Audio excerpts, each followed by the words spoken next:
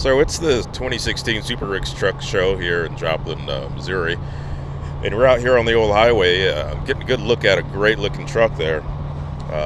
Once you fellas, we got two fellas in there. Want to introduce yourselves and tell me a bit about yourselves and your truck and what you're running there. I'm Cody Wilson, Wilson Trucking. We're out of Campbell, Missouri over there. That's my dad sitting here beside me, Vernon Wilson.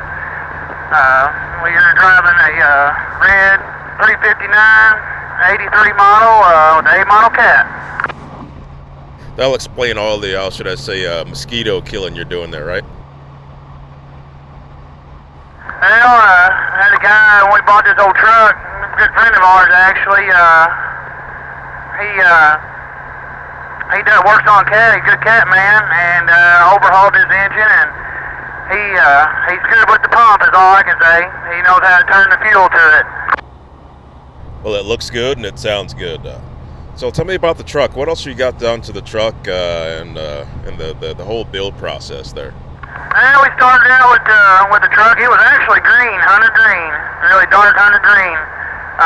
Use it on the farm, haul grain, fertilize, stuff like that, back home, and we took it out of service, probably 5-6 years ago.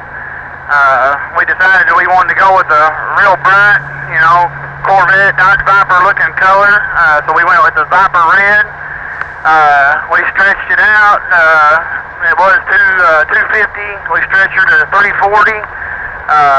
Put new flex air suspension underneath, and we just been adding parts here and there. Well, I'll tell you what, you got a pretty shiny wagon there. Tell me about the trailer you're pulling, and then go into what you guys do for work. This is East End dump. We ordered this trailer kind of special for this truck. The end dump is kind of works for our purposes because we haul grain one way over to the river, and then we reload, fertilize, go back out to the dealers for the farm use there. It's got many uses the dump trailer has for us. Even in the wintertime, we use it to haul salt for the highway departments and stuff. So we have a lot of different uses for this type of trailer. We're seeing more and more of these out here now, out here on the road, because there's so many different things you can do with them. A lot of people like it because you can back up right through their grain bin or right in their hallway, right in their stall, wherever it is, and you can pour the load out right there, and they can take their front end loader and push it in. So in our services, it's basically what we do. We may unload at a regular elevator, a place, that they're going to mill rice, or that they're going to load wheat or soybeans on the river, or reload with fertilize, take it right back to the farm dealer to be sold, took out on the farm, and everybody's got many different ways of unloading us.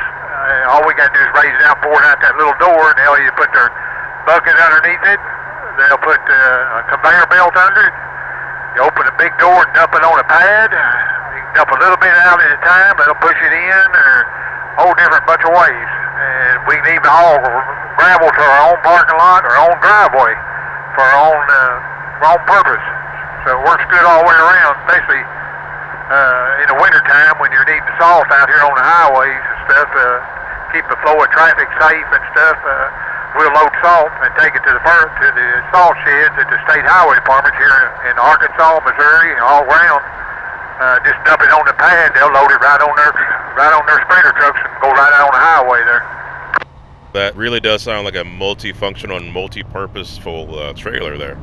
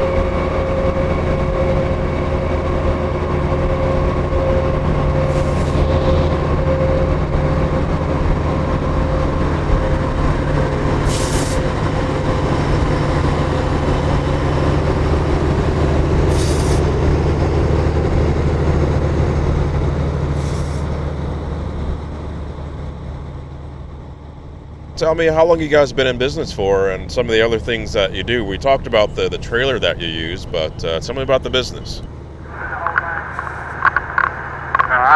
We've been doing this for nearly 40 years.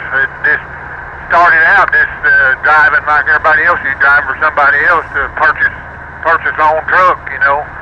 Started running it, kind of started flatbedding for a while. About 13 years, run all over the United States. We decided to try this end dump business here, these dump trailers. Stayed around local, started hauling grain. And when the grain, of course, as technology growed, the amount of grain and fertilizer that they have to use now is growed, so it's taking a lot more trucks and trailers to keep up. So we kind of growed with the agriculture part. We're big in cotton. We haul a lot of cotton down around local, and the cotton seed. After the gin's ginned, put it in a bale, we'll haul it. The business itself is just, it's really grown since my son's come back from college after he got out of high school, went through junior college and went to University of Fayetteville. He's come back, we've just nearly doubled in size. From amount of business has just increased, the amount of trucks and trailers we run. Over the years, we've just really watched what we do. We've got a good accountant, keeps up with everything. We work and do almost all of our own work, service, tires, flats, just strictly a father and son operation. We have one friend that works, of my son's, that's been with us for 15 years since he's in junior high. It works in the shop with us. My wife is even, she's dispatched for years and years till I wore her out, I guess, and she's still right there with us. Just helps whenever she can. But the business is just, we've just rode with the agriculture, and the trucking times has grown, and we enjoy what we do, and we hope the people that work for us enjoy it. Well, it's awesome to hear a business like that prosper and grow, and that's what people want to do. That's what they want for their own businesses and things. So it's good that you're able to do that. Yeah, he just started out with one truck, you know, and just got in paid for and bought a trailer and was leasing, you know, and we got in paid for and bought another truck. We worked our way up just one truck at a time and tried to pay as much down on them, you know, as we could. Keep having to pay so much interest. We built our business on just a little bit at a time. A lot of people once they get in business now, they want to be big, get big quick. It's took years. Took years to do what we do. It ain't something you can do overnight. We've just grown a little at a time, just by doing a little at a time. A lot of hard work, a lot of hours. Just to stay in business is like to take care of the customer. No matter what it is, it's like when they call us, it's like if I answer the phone, they won't know if I've got a truck to do something. It's like, it's kind of hard to say no. You don't have anybody because it's Sunday or if it's Saturday night or if it's late and you're give out when you're talking to the guy and he knows you can do it yourself. So won't hardly say no to anybody if it's a business wise. And if they call, I'll just go do it myself, or Cody will one of us will get the job done if we don't have somebody out there running. But we'll just do it ourselves. Try to just please keep the customer satisfied. That's a hard job to do nowadays with so much going on.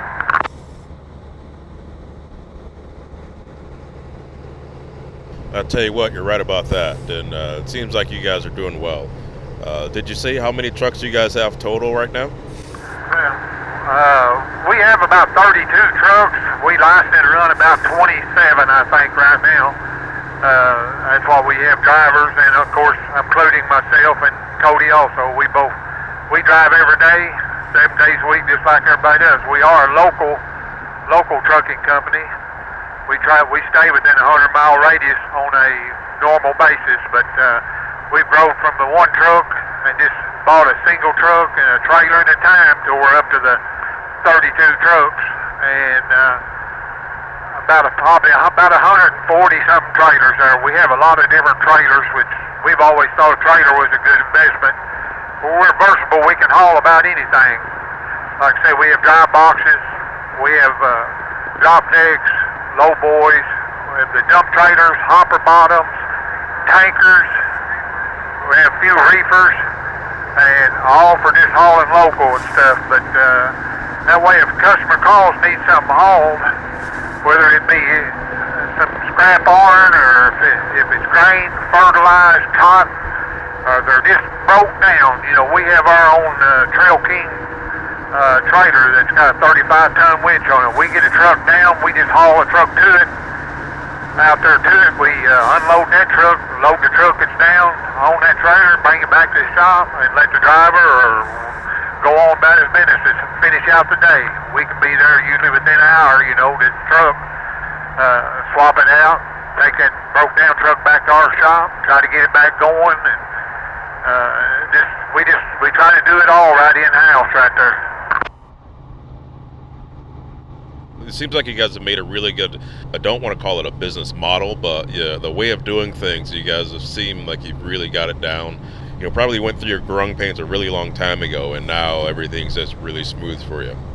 That's a long ways from, I started out in a 60 series Chevrolet, 427 gas burning motor. It was a 5-axle rig, had a pusher axle under it, but hauling aluminum on a grain trailer down to Texas, Houston area, drop it off and load onions or watermelons back to Atlanta. No air conditioner, no sleeper, just lay across the seats. You get sleepy, just lay across the seats, take a nap or whatever. Those old Chevrolets run a medium mile in them, then stepped up to the big truck, Cab Over International with a 238 Detroit, a 220 Cummins, the 318 Detroits. I've had all of them. As time progressed, I would try to get a little better truck if I could afford it, you know, run the one I had, overhauled each one of them. I don't know of any truck that I run back in the day that I didn't have to overhaul more than once.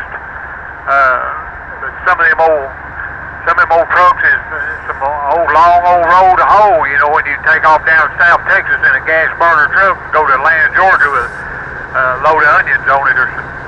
Same way if you try to go to California in a 318 Detroit back, but I've done it many times, you know. Back in the day, you didn't have no jake brakes on them old Detroits and stuff, but them old 8B71 Detroits, you'd have to overhaul them about every 70,000 miles or so, and come in and do one side, and one weekend do the other side next weekend, be down a couple of days and just go again. So going back to when you're driving back there in the day, a lot of guys, they like to hear stories like that. What was it like? I mean, you said, you know, you get tired, you lay across the seat, take a nap, and things of that nature. What are some of the other things that you really enjoyed back then that the guys that are driving now don't get to do anymore? Oh, little things. You know, back in the day, even the CB channel, a lot of people don't even know, you know, it wasn't. The CB channel or trucker channel's not always been channel 19. It's been, you know, it used to be channel 10 years ago. Actually, it was the law enforcement and local towns and stuff. That's channel 9 was the emergency channel, and his radios had linears and stuff back then, and those they actually had a lot of interference. We went through the towns. So they asked if we would go to a different channel. That's how Channel 19 got started. I don't even know if you knew that or not. That's a lot of people that's old school don't understand, you know, how the trucker channel come to be 19. And it didn't. It started out Channel 10 years ago, just one channel above the emergency channel, Channel 9 actually. But you know, back in there was a lot of fun. If you broke down, if you was on the side of the road, there's somebody stop and help you. It ain't like nowadays. You can't stop and help anybody nowadays. It's like you'd like to. I mean, if you're old school like I am, you'd like to. Every time you see someone break down, you just cringe because you want to stop and help them. Because back in the day, that's all we used to. If somebody had a flat on a truck, you'd stop. They carried a spare, you carried right on. It wouldn't call no service truck. You get out, you either crippled it in somewhere or you changed it right there. I mean, I've actually broke down on the side of the road in a truck before and put the flywheel back on and pull the transmission out on the side of the road. It's, you know, in front of somebody's house. Use their electricity. The people put you up. They let you stay there at their house, you know, while you worked on their truck. They knew you was traveling. When you've done this long as I have back out there, it's like I've been down your part of the country in Florida and had the flywheel come off and be on the side of the road and work on it right there. Pull the transmission out right there. Just use a winch and the exhaust pipe brackets and swing the transmission on the old cab over and file the crankshaft back down, put the flywheel on. People would stop and help, and you'd get ideas. These guys, everybody works on their own stuff. You'd get such people when they stop and help, they tell you how they fixed it on their truck before. You know, it was so much help back in the day. You met somebody on the road, you'd flash their lights. They'd flash their lights at you. That's old school stuff. You'd really enjoy it. It wasn't so much that you'd holler at them on the CB. You just flash your lights at them and say, "Hi, how you doing?" You know, you might not know them, and if they wanted to holler at you, if they wanted to talk, they'd holler back at you and say, "Hey, y'all looking good back that way," or, you know, going the other way or something. An old 220 Cummins back where they had all these blowers and turbos and stuff on these, just running the straight engine. They build a fire up in them, you know. You've always heard of that. The old truckers talking about, well, building a fire up in it. You get to rolling down through Mississippi and them rolling hills, you get a blaze built up in that stack, you know, just a small blaze come out the top when that old truck was pulling. Well, you get people northbound hollering at you or southbound, if you just whichever opposite direction you was going in and holler. So, hey, man, you got a fire built up in there. I mean, the communications from the CB, just down to lights being flashed or thanking somebody for flashing their lights.